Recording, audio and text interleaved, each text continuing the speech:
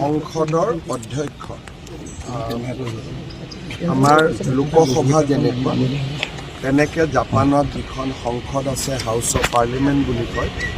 তাৰ অধ্যক্ষ ডাঙৰীয়া তেখেতক মই জাপান ভ্ৰমণৰ সময়ত লগ পাইছিলোঁ আৰু তেখেতৰ ঘৰত ভোজনৰ বাবেও তেখেতে মোক মাতিছিল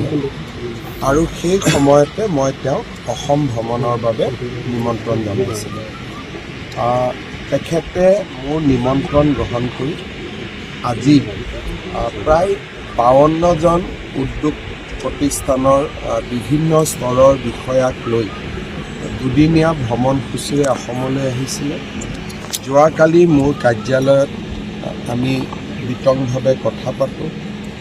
অসমৰ ৰাজ্যপাল আৰু বিধানসভাৰ অধ্যক্ষই তেখেতক সন্মানাৰ্থে নৈশ ভোজন এটা কৰোঁ আজি তেখেতে আমাৰ আমিন গাঁৱত আমি এটা কমপ্লেক্স বনাই আছিলোঁ তাতে জাপানিজ স্কিল চেণ্টাৰ এটা বনাব পাৰে নেকি IIT গুৱাহাটীলৈকে যোৱাৰ পথত তাকো পৰ্যবেক্ষণ কৰে IIT গুৱাহাটীলৈ গৈ বিভিন্ন স্তৰত তাত চলি থকা কাম কাজৰ বুজ লয় আৰু জাগিৰোডলৈ আহি আমাৰ টাটা ছেমি কণ্ডাক্টৰ প্ৰজেক্টৰো বুজ লয় নিশা তেখেতে মোৰ ঘৰত নিশাৰ আহাৰ কৰিব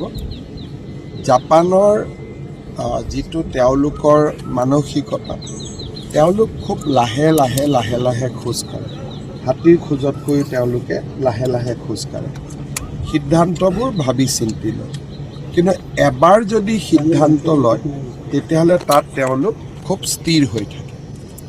মই জাপানত যোৱাৰ পিছত জাপানৰ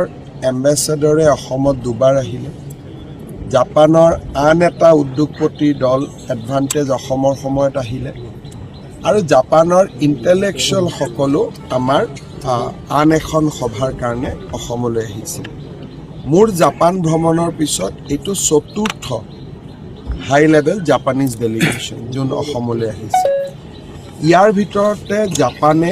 পৰ্যটনৰ ক্ষেত্ৰত অসমত থকা নিষেধাজ্ঞাসমূহো প্ৰত্যাহাৰ কৰিছে আৰু জাপানিজ মানুহৰ অহা যোৱা আমাৰ অঞ্চললৈকে বাঢ়িছে এই ভিজিটবিলাক খুব সোনকালে নহয় কিন্তু মোক এম্বেচিৰ আমাৰ মানুহবিলাকে ফিডবেক দিয়া মতে যে অসমলৈ কম সময়তে ইমান ডেলিগেশ্যন অহাটো এটা শুভ লক্ষণ আমি যদি তেওঁলোকৰ লগত এংগেজ হৈ থাকিব পাৰোঁ ভৱিষ্যতে আমি জাপানৰ পৰা বহুখিনি সুবিধা বা ইণ্ডাষ্ট্ৰী পাম বুলি আমি আশা কৰোঁ ইয়াৰ উপৰিও জাপানৰ অৰ্থ সাহায্যৰে ধুবুৰী ফুলবাৰী ব্ৰিজো অসমত চলি আছে 6খন মেডিকেল কলেজত 6খন ছুপাৰ স্পেচিয়েলিটি হস্পিটেলো এতিয়া জাপানিজ সাহায্যৰে আমি ইয়াত কৰিম অসমৰ ফিচাৰীৰ ওপৰতো তেওঁলোকে আমাক সহায় আগবঢ়াইছে কিন্তু এইবাৰ আমি লক্ষ্য কৰিছোঁ যে বিনিয়োগ আৰু বিনিয়োগৰ দৃষ্টিভংগীৰে এই ভিজিটবিলাক হৈছে আৰু মই আশাবাদী যে লাহে লাহে বৰফ নিশ্চয় গলিব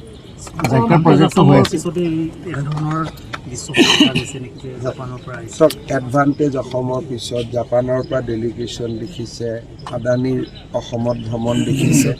তাৰমানে এডভান্টেজ অসমখন মিটিং এখন কৰি আমি তাক এৰি দিয়া নাই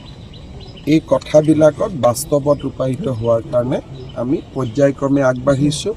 আৰু এতিয়ালৈকে মানুহৰ পৰা বা ইণ্ডাষ্ট্ৰীৰ পৰা আমি খুব পজিটিভ ইতিবাচক এটা ইংগিত পাই আছোঁ